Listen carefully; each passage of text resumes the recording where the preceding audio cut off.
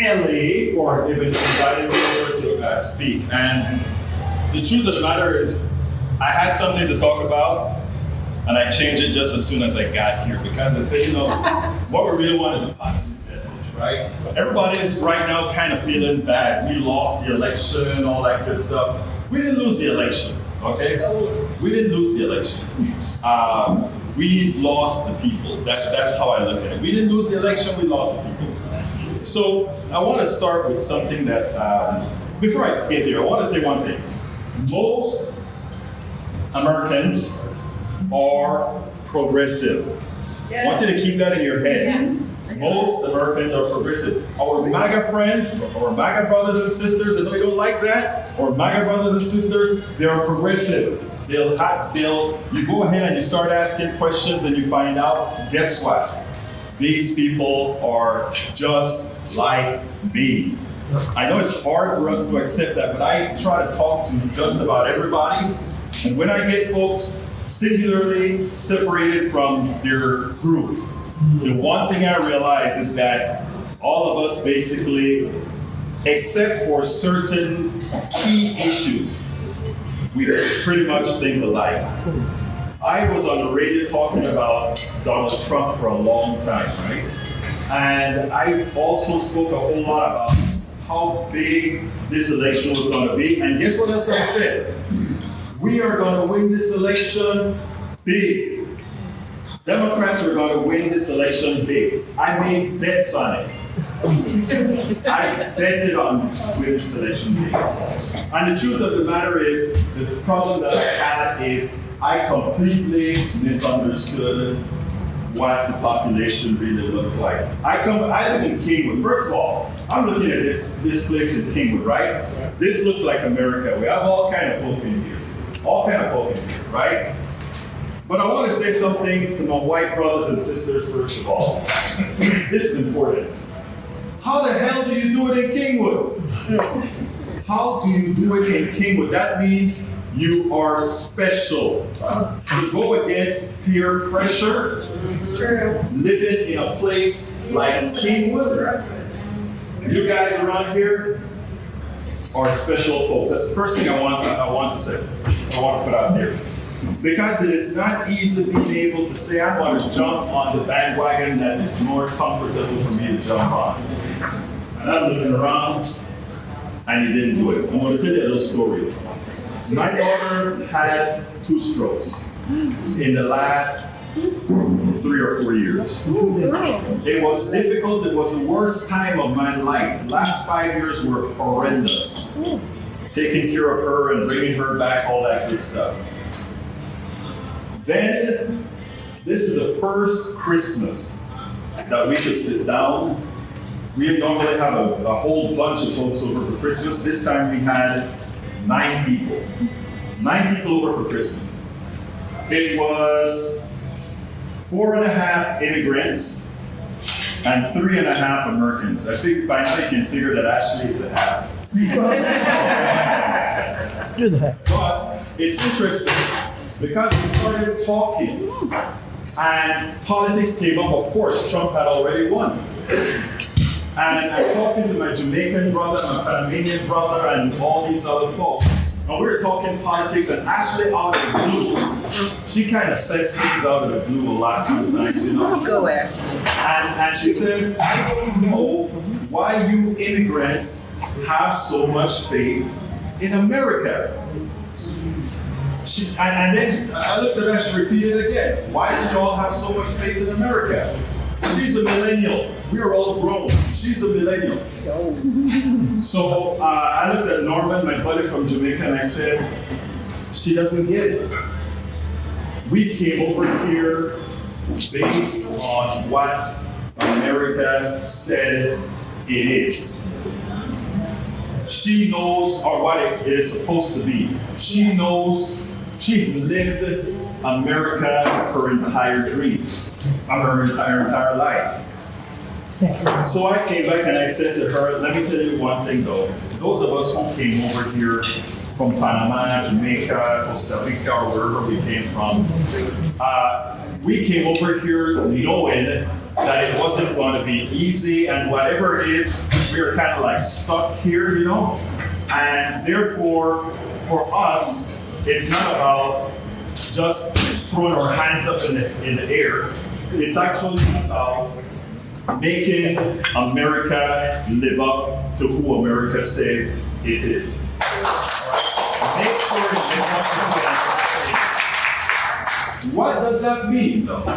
What does that really mean? That means actively participating in the American dream. That's what it means. It means never giving up. My daughter was right in her belief, but she was wrong in moving forward. You have to stay in the game. And that's what we do. More so, a lot of us come over here and get it done. Now, I want to ask the question, why did Kamala Harris lose? Why do you think she lost? What else? She had 3 things against her: black, woman, and progressive. Right, okay. That one. Remember a woman called Hillary Clinton? Yes. Remember a guy called Barack Obama? Yeah. Okay, let me tell you a little story. I remember when Barack just came out. And Barack went to all the universities in Texas. TSO, that's what it used to be called, Texas State University. Remember, it wasn't called what it is now. University of Texas and all these universities. And all these folks from Kingwood, the kids came home and they brought Obama's book and they talked about this guy named Obama, this black dude named Obama. They brought him, and in Kingwood, I started going to all these people's homes in Kingwood. I was first a Hillary Clinton supporter before I was a Barack Obama supporter. I never thought Barack Obama had a chance in hell. Okay? I was a Hillary Clinton supporter. And I remember after Brother Clinton said something that pissed me off, I then moved on to Obama. But then, in Kingwood, you had all these Republicans in Kingwood having parties for Obama. Yes. And I went to a lot of Republican homes having parties for Kingwood. And I remember going home to my wife one time and I said, this stuff scares me. This can't last. How can this guy in Republican land be doing the way he's doing? And she said, well, you never know, maybe things have really changed. I wasn't buying into the change quite yet. I wasn't buying into the change quite yet. But anyhow, so the election went on, and by the time he won the primary and he was going against it, he was McCain, and they were doing canvassing all over the country. And I remember, I still didn't think, even though I was supporting him, I didn't think, well, he's going to win against this guy. So I'm watching the news, and they were canvassing in Pennsylvania. And they walked up to this home in Pennsylvania, and they asked the woman who was at the door, who are you voting for? Okay? The woman turned around to her husband. Women, don't look at me. I didn't think. But the woman turned around to her husband and said, honey, who are we voting for? Exactly. And the guy said, let them know we're voting for the N guy. I want y'all to digest that. And because I'm bringing that forward, okay? I'm bringing that forward. So Barack Obama goes ahead and he wins the election. I want you to remember everything that occurs at the transition between Republicanism and Democratic transition, between Bush, Obama, between Trump and the next one. It's always seemed like the Democrat elected when they have to clean up something, right? But anyway, it turns out that that's what he said, Obama won the election. Hillary comes. Let's be clear here. Hillary still won the election. Yeah. Right? There's no bones about it. Hillary won the election. It's a crazy thing about the Electoral College. All of you know about that, why she didn't win, etc. but she won by 3 million votes. Here comes Kamala. Kamala is running after Biden. And Kamala gets the third most votes ever gotten in American history. And still lost the election by 1.5 points. What was the difference between Obama, Kamala, and Hillary?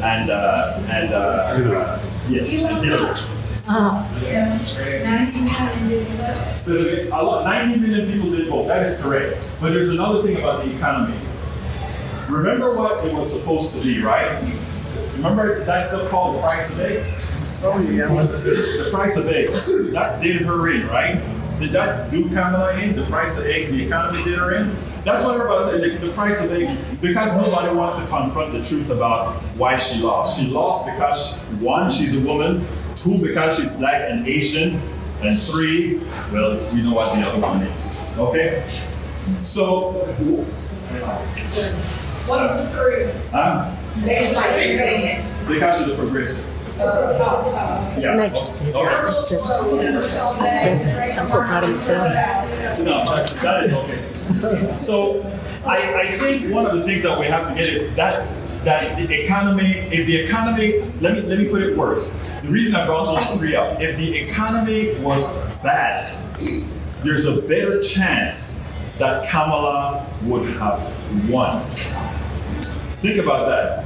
They made it the economy that was the issue, but if the economy was bad, Obama was bad during the coming of Obama. This guy said, I will vote for the end because of my personal economy. Nobody had to worry about their personal economy. They knew the truth. But what the news tell us all of the times is that, well, it was the economy, because nobody wants to tell the truth. So let's come to the present. And this is the part that I really want to get to. Right now that we have Donald Trump in power, I think Donald Trump understands America better than anybody else. Okay? Donald Trump understands America better than everybody else. Because what Donald Trump understands is this. What is the 3 letters that everybody's talking about right now? Have you heard it? DEI. DEI. Why do you think he's using DEI? But the thing about it is, he's using DEI not for the racists. He's using DEI for those people that are scared. Right. Okay? DEI is not for the racists. DEI is for the scared folks. Because I'll tell you what, when times get hard, whenever times get hard, everybody looking for the boogeyman. And if I am the one losing the job, I want to find that boogeyman. And the boogeyman can be the Mexican, the black man, the boogeyman can be anything. So what it's trying to do is put white people in fear. They want you to be fearful. They want you to look at me and say, oh my God, that big black dude, I am scared of him. That's what they want to do. When I come to you guys, that is where all of you come in. Because the only way to fight this is for other people who look like you to realize that you know better than they do. Amen. Okay? It is going forward for us to win this battle. You know, remember when all the stuff was going on? I'll come to you in a minute. What's this? Oh, okay. The question used to be, who is the swing voter, or who is the voter that makes the difference? I want to tell you something, white women, the real swing voter is you guys. Okay, and by the way, let me just tell you first of all, and for everybody listening to me, I think one of the stupidest things on the planet is race. But we live in a racialized society. So I got to get and talk about that stupid issue. That is the most silly subject to talk about. But that said, I think it's important for us going forward and this is specifically to white women and also white guys. The only way we gonna get this country back is the sensible folk go out there and talk to people who have your interest, people who you can talk to. If I go into certain spaces, I can't say certain things in certain spaces, but you can. You can, and you may think all these people are crazy, but remember peer pressure. Peer pressure works. Peer pressure works. And Donald Trump, what he's doing right now is not affecting. Look, Latinos. I'm a black Latino. Latinos and all the other folks, Jamaicans, Caribbeans, all these folks. You know what's the secret about these folks? These folks know about pain. They can live pain. But most Americans don't live in that frame. Okay? So what it's important for folks to do is to realize that what Trump is doing right now is going to affect MAGA more than anybody else. Oh, yeah. Because all of you guys in here are much more well off, every single one of you, than the average MAGA. Yep. All of you. And the fact of the matter is, when his stuff starts to hurt them, that is the open door for all of them. Exactly. That is the door that we have to wait for. And as soon as that door opens, you can't be there to say, I told you so. You have to be there giving them a place to land. Okay? You have to be there giving them a place to land. And that place to land is what's going to make the difference. A lot of people are worried about, is the country over? Hey, there's the Red Scare. I didn't live the Red Scare. Too young for the Red Scare. But the Red Scare, I can imagine how those people felt. A lot of the feelings are the way we feel now. So bottom line, and I'm going to close, and it goes as follows. The country is still in our hands. It's just temporarily ceded to those who got lucky. I'm serious as a heart attack. We've simply ceded the country temporarily. But we are the ones on the right side of history. We are the ones that are moral. We are the ones who care about people. We are the ones who care about humanity. And don't let anybody take that away from us. And don't feel bad about that. Feel encouraged about that. And with that, muchísimas gracias. Yeah.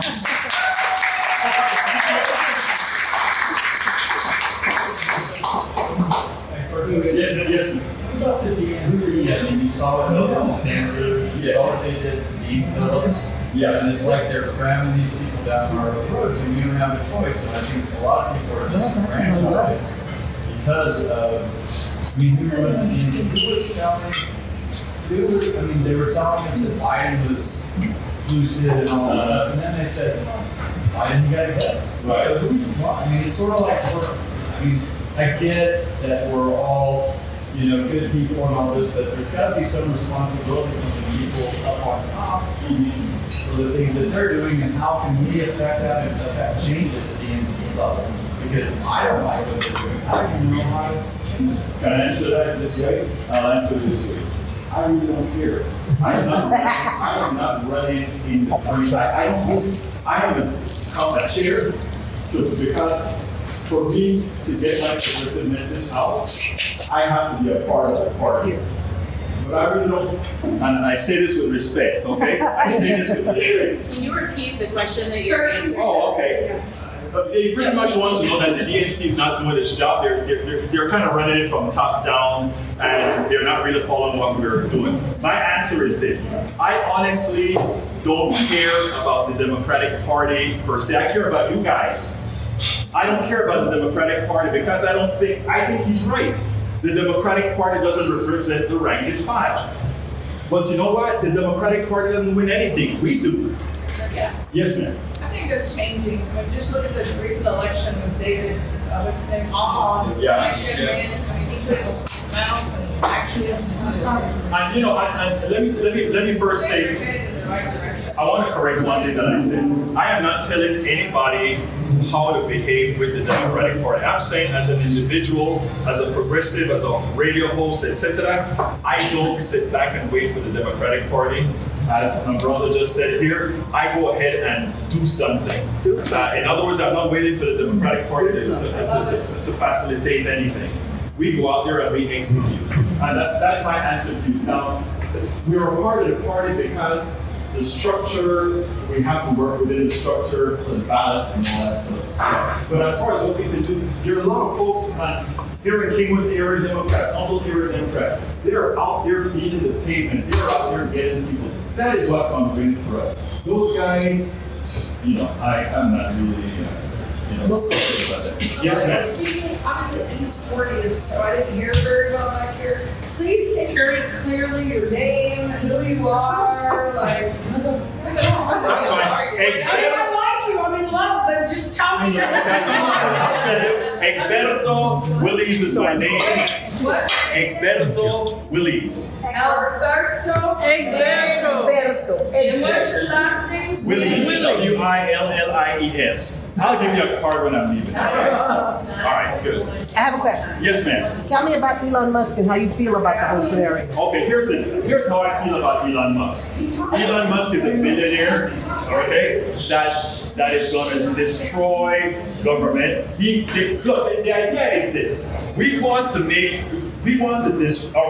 want to disrupt government so badly that only folks in the private sector, vis-a-vis billionaires, can come in and clean up the mess. So the idea is to destroy government and then have the private sector come in. I did a piece today on KPFT where I pointed out, stop believing the lie that they tell you that the private sector is more efficient. There's a place for the private sector and there's a place for government. We need them both. Elon, as far as Elon Musk specifically speaking now, we have to stop blaming Elon Musk and blame Donald Trump. Because if we blame Elon Musk, what's going to happen is Elon Musk is going to take the blame, and when it's time to dump him for the destruction, he would have destroyed government, and Trump would have said, he destroyed government. Okay,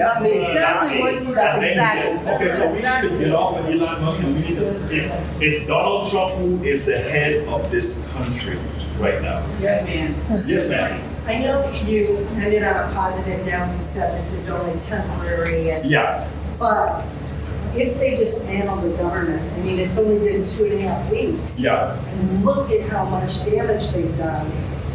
What's going to be left in 4 years? Well, the interesting thing about it, right, is they can only disrupt so far. You guys vote. People who get Social Security vote. People, there's just so much he can do before he loses support. And McCarthy lost support. Everybody thought McCarthy was that we were going to be a Red Scare forever. He will lose support. And in fact, he's already underwater. He's all. Yeah. And we have to remember that this is a strategic plan of shock and awe, Yes. and to wear everybody out. Right? So I'm constantly on TikTok, breaking news, or I can't get on the news anymore. I had to take a break. But it's just a constant, and that is strategic. They want to wear you out, so then you give up. Exactly. So take a break. Don't listen to it. And then, the tariffs. And now they backed off on the tariffs. So, give it, I heard someone say, give it 48 hours.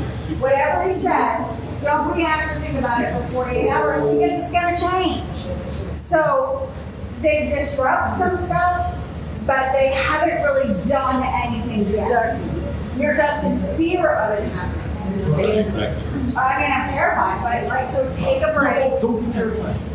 It's hard. I try to watch puppy videos and EV videos, and then something pops up and they've done this. That's what he wants. Go back to the puppy video. Yes, sir.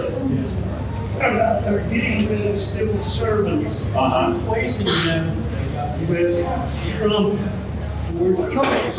Trumpets. And that's gonna have a real impact on government. Yeah, actually, Today it they will. said there was 20,000. But you know, it happens all the time, right? Every time a new government starts, they bring in their police. I mean, we can't give you that. Look, there are bad folks that gonna come in, right? But there are bad folks that are gonna come into the government. Yes, that is true, but it won't ever be the majority of government. And eventually, let me tell you what is the serious thing that I saw today. The thing that really bothered me today was what's happening at the CIA. And that is what bothers me. Because at that point, we're talking about the security of the country. But all the other civil servants, yeah, it's bad, but it happens every 4 years. Say that again? The FBI doesn't matter. Well, FBI, yes, that does matter. Yeah. Yeah. So a lot of those 20,000 were slated to retire this year anyway. Yeah. So they're making it sound like this is all brand new. And there might be more that have done it than like normal, but not that much more. Like this is, you're just not used to it. You don't know that that's just how daily life goes. It's just shocking. You're right. I will tell you that without giving out confidentiality, I know for a fact that federal workers are being slammed with emails about retirement. Yeah. Slammed. And they're worried. And they are insidiously working those angles. Right, so they're chalking it on now. But if you listen to any like the lawyers that are now speaking up and talking to the federal employees, they're telling them do nothing, don't give in, don't say, just sit there, because they don't have the budget that Congress has to approve the budget for those retirement packages, and that's not done. So all the lawyers are like, just chill. So they're shutting off, they're fatigued, they're tired, and they're scared. But we just have to take a breath. That's all. Yes, ma'am. Oh. Go ahead. There you go. So I was kind of getting from what you were saying that maybe we should kind of start a local school board. Oh yeah. 'Cause What she said was absolutely right. And so why couldn't we get in a few key issues and everybody get in some subgroups? Mm-hmm. We work for HRC or work with for LGBT rights, and you work for voters' rights, you work for all millions. Can I tell you something? You just came up with an idea, right? Execute it. That's right. No idea is a bad idea right now. Right now, every idea that we have to engage more people is a good idea. Because we're also overwhelmed by all the crap that's hitting us, so we can't do everything. So we have to focus on one issue and work on that issue, and then somebody else works on another issue. And as far as money, little money that can be, whatever anybody can afford to put. What about like ACLU and Human Rights Campaign, or the candidates in the areas where they have vacated Republican seats? Right. So try to give money to the people that can maybe get a Democrat in the. I mean, the one thing I say when you give it money to real progressives that are going to make a change. Because let me just say, Kamala Harris, I want to make a quick statement. Kamala Harris collected $1.2 billion. Okay? And this part is very upsetting to folks like myself. There are a lot of folks that are out there doing the work as far as getting the progressive message out, etc. All of that, or a vast quantity of that, went to 10,000 or 15,000 a shot consultants. Okay? It did go to. I have this stuff that I say on my program. When we unite the barrios, the ghettos, and Appalachia, we win. You know what that money didn't go to do? It didn't go to do that. So all those, you spoke about 19 million votes earlier. You know why we didn't get those 19 million votes? Nobody asked them to go vote. Listen to Didi. She's the one always on her foot. All the time, everywhere. All right? That we didn't have people doing that kind of work in the right places. Yes. What? No, what I said is, I think we should be responsible for where we put our money, right? Yeah, oh yeah. And responsibility with your money, in my humble opinion, is to find out about it. Instead of just giving to Act Blue when Act Blue comes out, find out about that person and see, and check out to make sure that person is a real progressive, because basic, moderate Democrats, forgive me if I offend anybody, all right? But I am sorry. We have played the moderate Democrat stuff forever, haven't we? That's right. Yes. We played, and what you can't? Can you be half pregnant? Like Joe Manchin. You can't be half pregnant. Yeah. So you're either, and that's a stance that I take now. We have to be there, really defending folks. There's an article by Les Paul that just came out, and he said, is it time for Democrats to form their own, is it for the working class to form its own political movement? West Pole commentary, check it out when you get a chance. And he made up an important point. And he said, because Farid Zakaria came out a couple of weeks ago, and you know what he said? He said maybe Democrats should forget about the working class and just concentrate on educated people and minorities. No. Are you kidding me? That didn't work. That is the advice that he's giving to Democrats. Hey, educated people vote Democrat, and no, I'm sorry. Democrats mean everybody. Right. So to your point about having different groups to do different actions, it takes volunteers. Right. And it takes people willing to commit to doing the thing. So all of the CAD board, we are all volunteers, right? Darren has a full-time job. Steve is a professor. Our treasurer Mike works for Metro. We all have full-time jobs. And so if anybody wants to start that group, we would be more than happy to go. We facilitate it, but I don't know. Okay, so nobody's talking about you. I mean, just CAD as a general. Like, No, I mean, just amongst us, we can pick. Right. So how do we take a poll? How do we generate? let's talk with Darren, because he does the email and stuff, and figure out how to make that happen. All right. Just Daryl, I think it's a good time. Can you stand up? Yeah. It's a good time to point out, are there any precinct chairs here? And I know the answer is yes. Yes. Raise your hand, please. Yes. Bring up folks in your area who are dedicated, talk about volunteers. They are dedicated to various regions of Kingwood and getting word out, voter education, getting people registered, talking about the issues. These are folks that once upon a time were envisioned as being the individual that would pull together folks that are in the Democratic Party in a given region for community, for education, all of those things, so that you could connect with your like-minded folks. CAD is great because it does that as well, but you can't find those individuals in your area. There are a few areas that we do not have representation that we would desperately love to just have a person. You can be as heavily dedicated to what you do in that region as is necessary for your life. Obviously, work-life balance is always important, but if there's anything that we could do, would be to culminate those precinct chairs into CAD so that we could all coordinate and then work that information back out to our Democrats that are across Kingwood.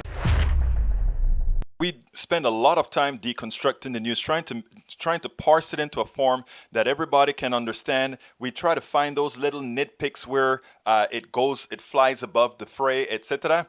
If you really like these videos that we do, I want to ask a big favor. Please go ahead, number 1, subscribe to our channel, and number 2, please join if you can. Thank you so kindly for watching. Keep watching. Please remember to share. We must populate the entire internet with our progressive message, a message that we know is what most Americans say that they want. So help us, please join.